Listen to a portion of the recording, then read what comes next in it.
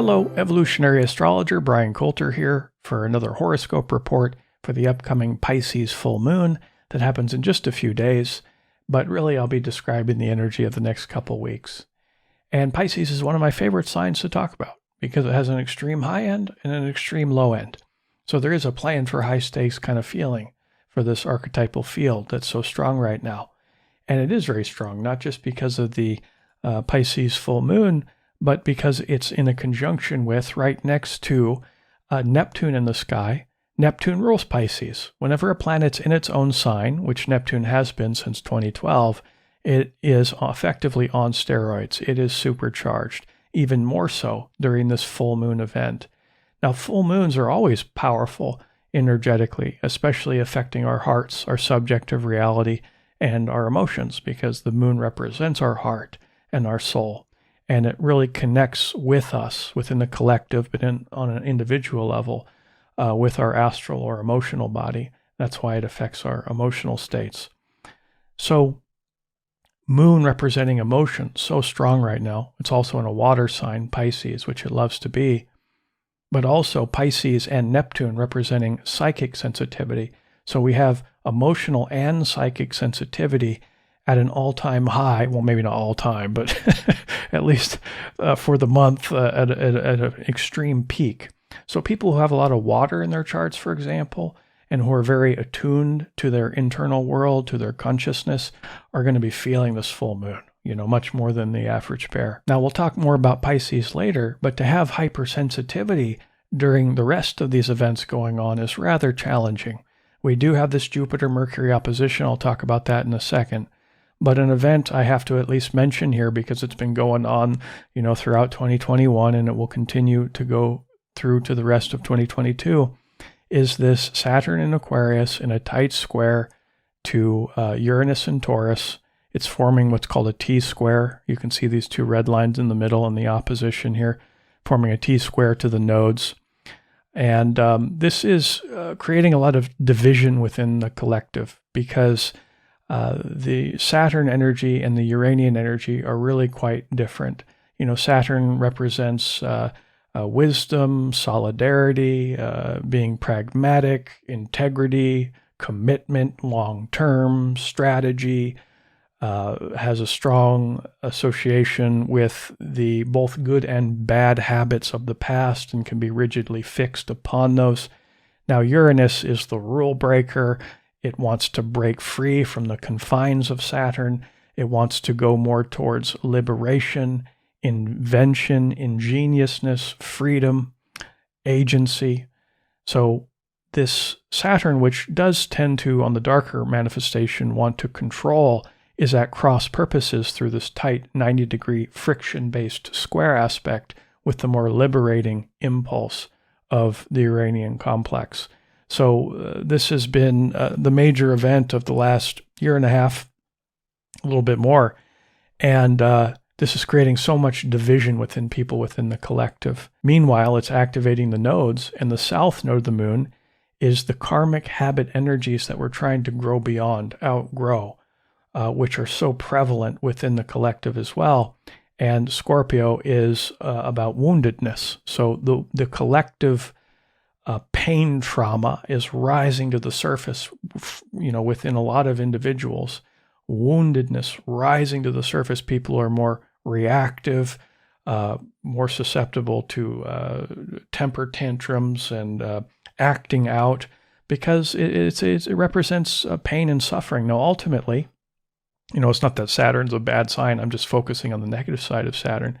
The positive approach to working with our woundedness rising to the surface is to ultimately transform. There's a deeply transformational energy associated with Saturn, Scorpio. But since this is the south node, we're talking about the negative manifestation of it, what we're trying to grow beyond towards this Taurus north node, which is about balance, body-centered wisdom, being suspicious of the complexities, making things more complex than they need to be, cultivating an inner serenity, an inner peace, groundedness, reasonableness. This is a positive side, Taurus, which serves as the natural antidote to the more temper tantrum side that's associated with Scorpio. But the North Node is not a guarantee, In fact, the North Node is hard to reach. I call it the point of enlightenment in one's chart because it's opposite from the karmic charge, which is so prevalent. So the goal is peace while we're having the Saturn-Uranus activate that nodal axis, creating more division, polarity, consciousness, and separateness amongst individuals. So this is a tense set of energy. It's a bit of an arm wrestle here. And meanwhile, we're at maximum sensitivity, emotional and psychic, with this Pisces full moon touching Neptune in the sky. And the main question is, how do we work with this? I also mentioned another tension-based aspect is this opposition here between Mercury and Jupiter, which is going to continue to go on for the next 4 or 5 weeks. And this is a polarity which is also susceptible to more division. Stating it more negatively, with Jupiter and Aries, it's connected to self-righteousness, and Mars in Gemini is strengthening this, through the sextile there. Big subject, but self-righteousness is what we want to be careful of. And vocalizing our self-righteousness through some form of pushing out or busting out our megaphone or getting on our pulpit to speak our truth. Extroverted pushing out expressive energy isn't going to be rewarded now.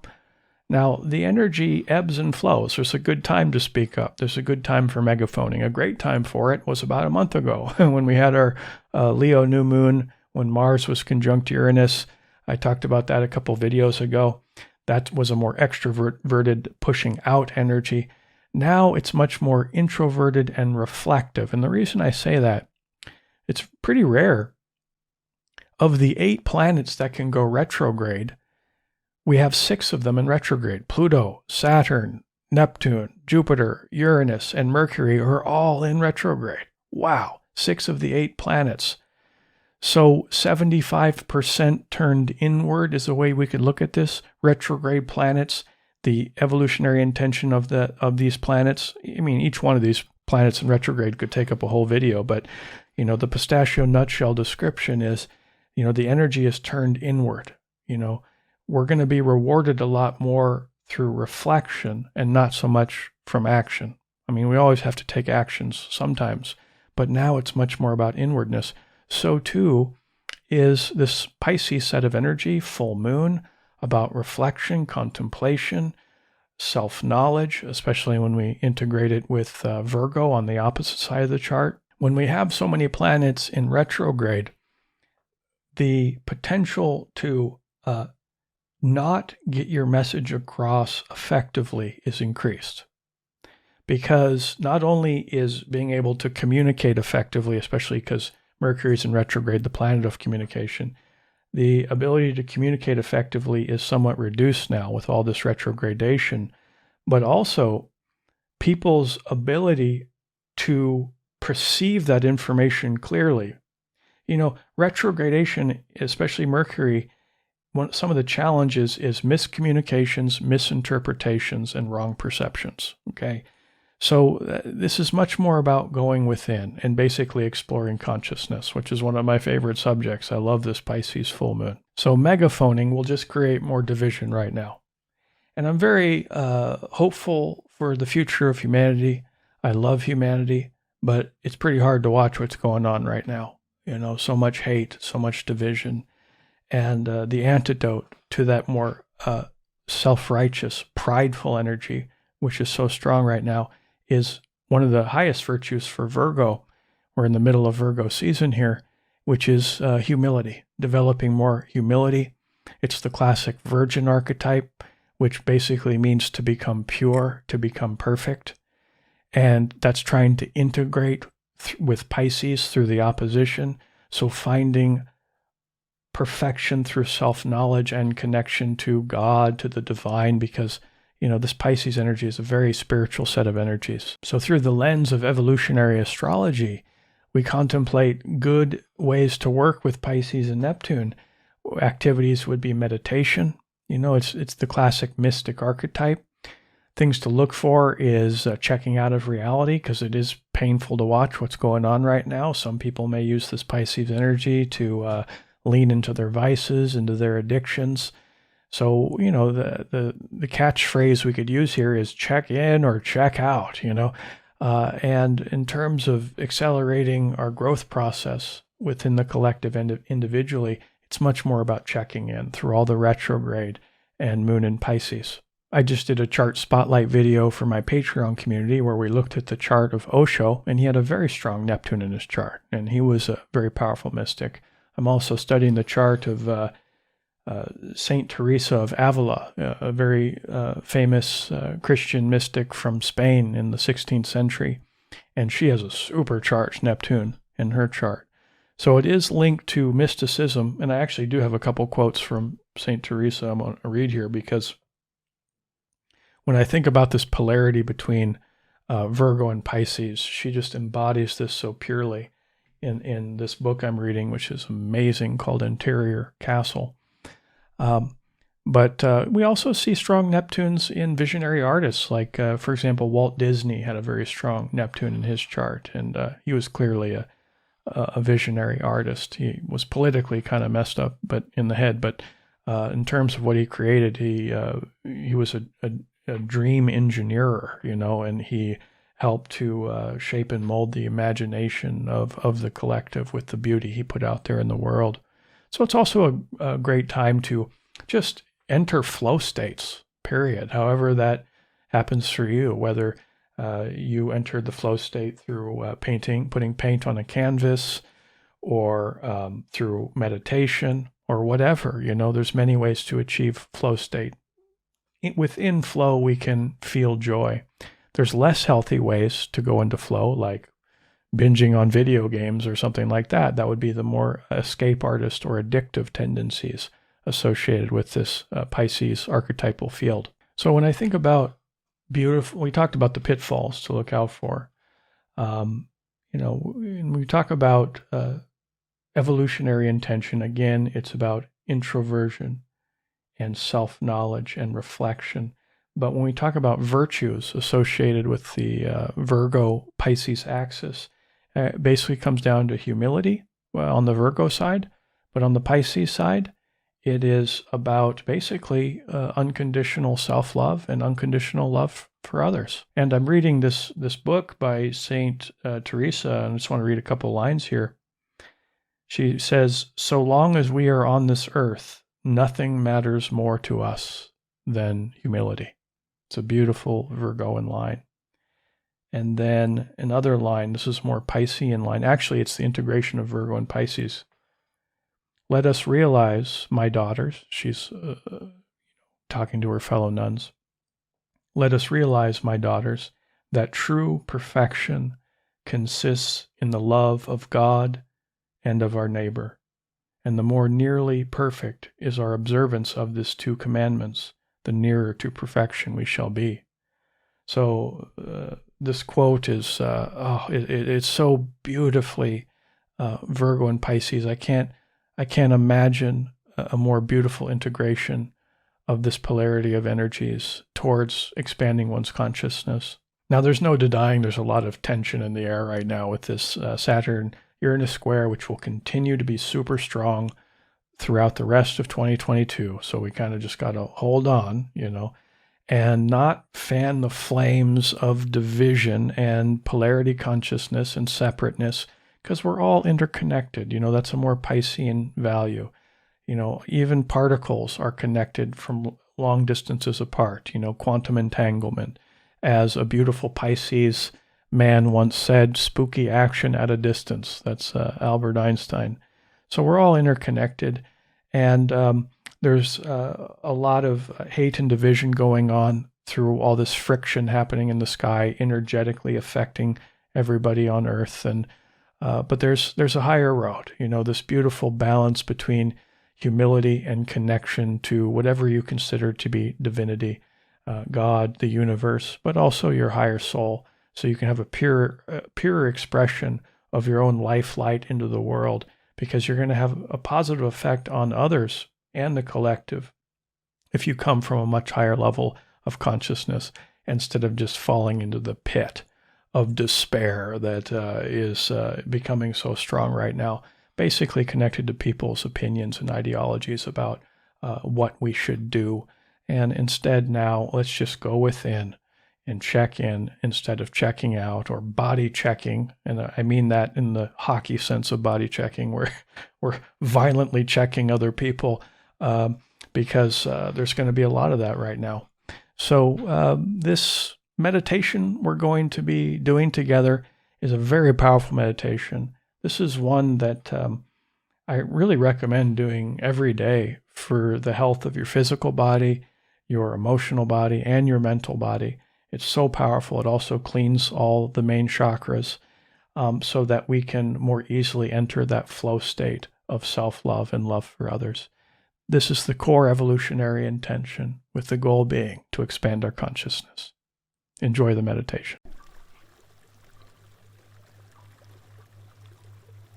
We will begin with an invocation.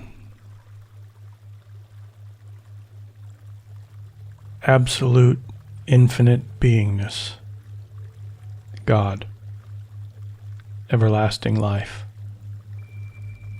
love and mercy, manifesting yourself in yourself as your total wisdom and almightiness. Please open our minds to understand that you are the truth, and cleanse our hearts to reflect your love towards you and all other beings. Amen.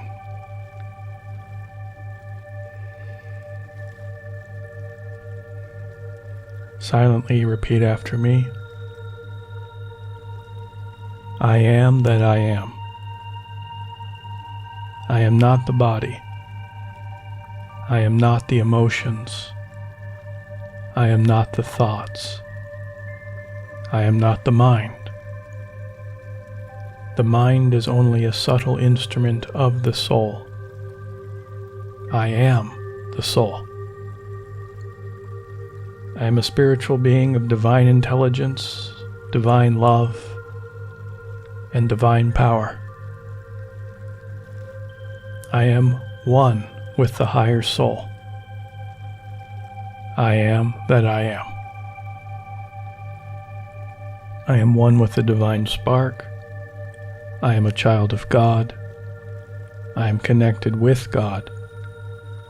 I am one with God. I am one with all.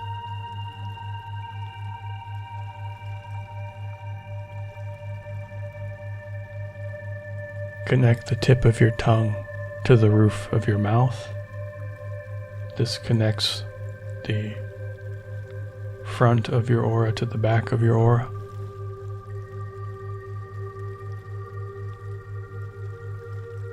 And focus your awareness on your solar plexus, the hollow spot between your lower ribs. And visualize a sky blue sun in your solar plexus.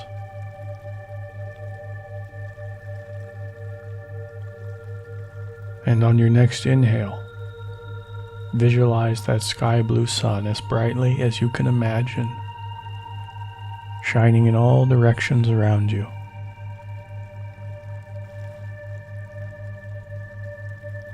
And coming off this sky blue sun are rays shining out. The color of the rays of the sun are slightly whiter, whitish blue, with a pure sky blue at the core of the sun. And as you inhale and visualize the color brighter, feel all the peace, tranquility, and calm enter into your body. On each exhale, visualize a grayish energy, a stressful energy leaving your body.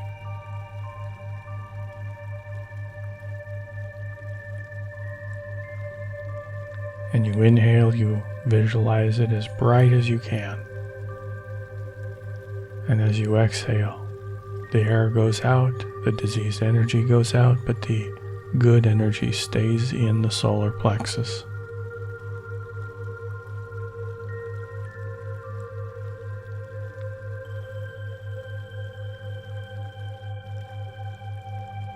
And silently say to yourself, I have perfect health in my physical body.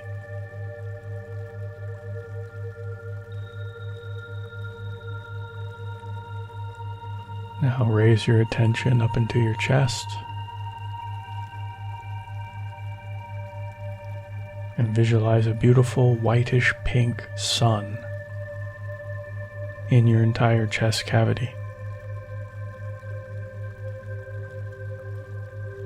Visualize it as brightly as you can and see the rays of this pink sun shining in every direction, even whiter than the core of the pink sun.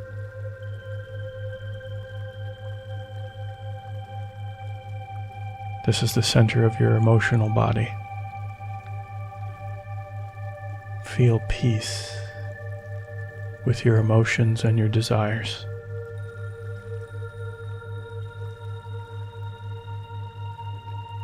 And send your heart sweet words of love and forgiveness.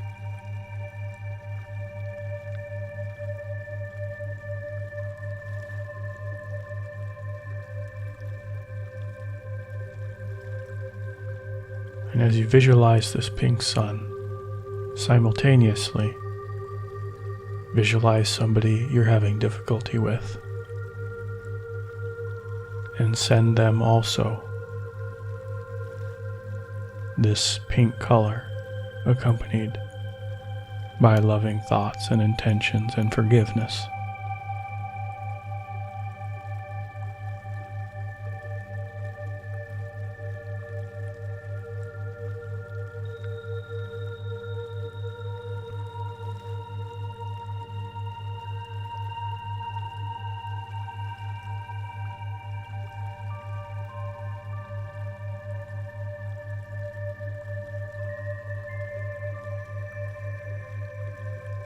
And silently say to yourself, I have perfect health in my emotional body.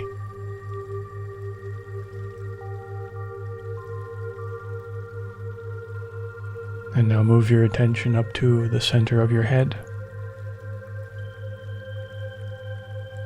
and visualize a white gold sun in the center of your head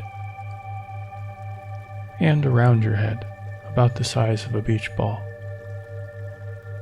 And again, see the rays of the sun even more whitish than the white gold at the center of the sun, shining in all directions, so bright.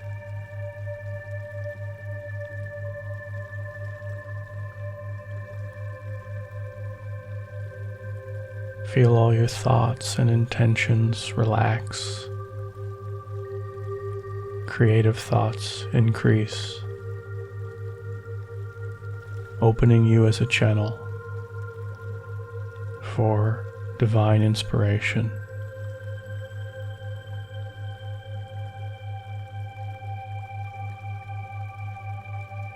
And with each inhale, the brightness of the sun increases.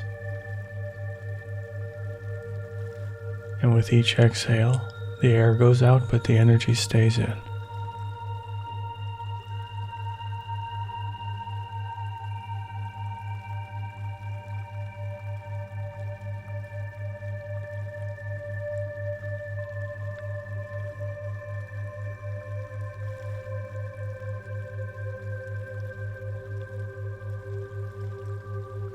And silently say to yourself, I have perfect health in my thought body.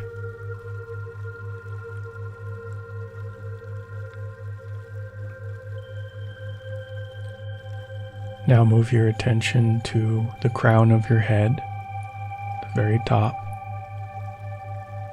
This is your crown chakra.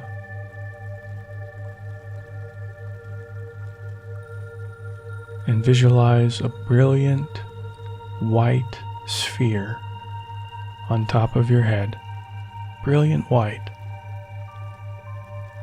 with a tinge of violet on the periphery. And silently say to yourself, I fill my crown chakra with brilliant electric violet energy.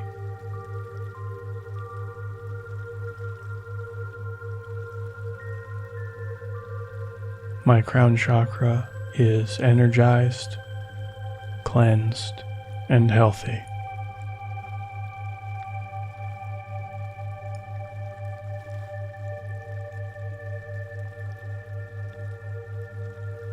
And now move your attention between your eyebrows, known as the Ajna chakra, and visualize a small, brilliant, bright white sphere between your eyebrows with a tinge of violet on the periphery. I fill my Ajna chakra with brilliant electric violet energy.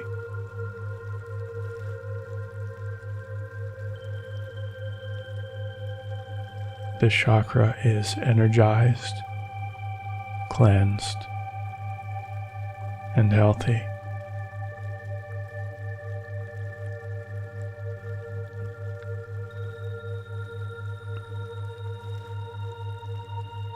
And now move your attention to the middle of your throat and visualize a brilliant, bright white sphere in your throat with a tinge of violet on the periphery. And say to yourself, my throat chakra is filled with brilliant electric violet energy.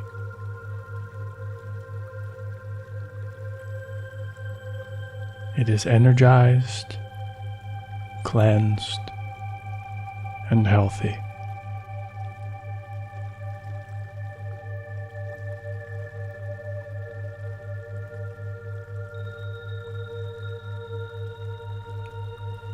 And now move your attention to the back of your heart, right between the scapula. This is the back heart chakra. And again, visualize a brilliant white sphere with a tinge of violet on the periphery.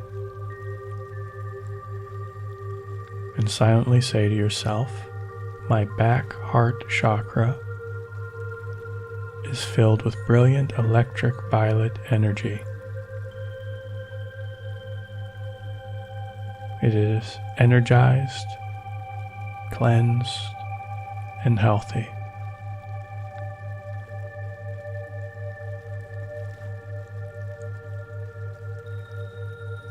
And now return to the solar plexus, the hollow space between the lower ribs.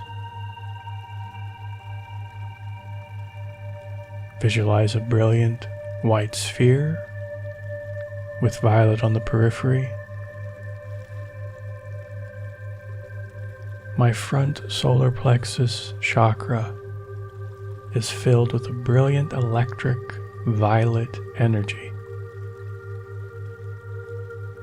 It is energized, cleansed, it is healthy.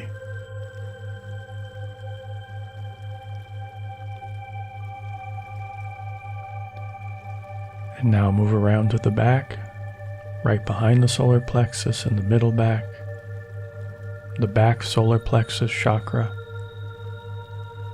Visualize a brilliant white sphere with violet on the periphery. My back solar plexus chakra is filled with brilliant electric violet energy.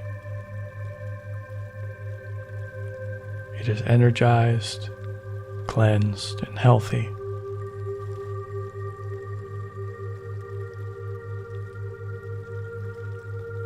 And now for the lower chakras, We're going to use a different color, just a bright white.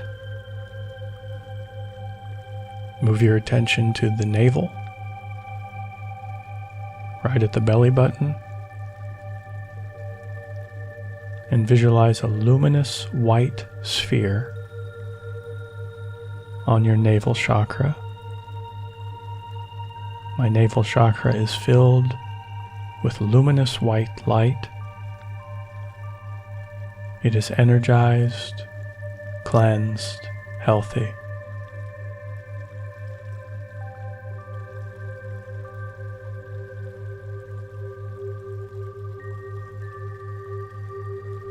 Now move your attention down to the pubic area. Visualize a luminous white sphere on your sex chakra and say, my sex chakra is filled with luminous white light. It is energized, cleansed, and healthy.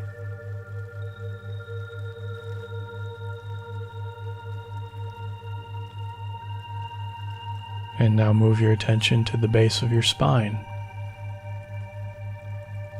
Visualize the luminous white sphere and say, my basic chakra is filled with luminous white light.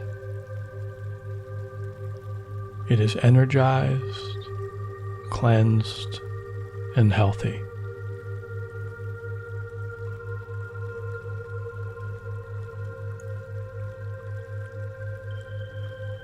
And now move down to the soles of your feet. In the center point of the soles of your feet, visualize a luminous white sphere in the center of each of the soles of your feet, and say to yourself, my soul chakras are filled with luminous white light. They are energized, cleansed, they are healthy.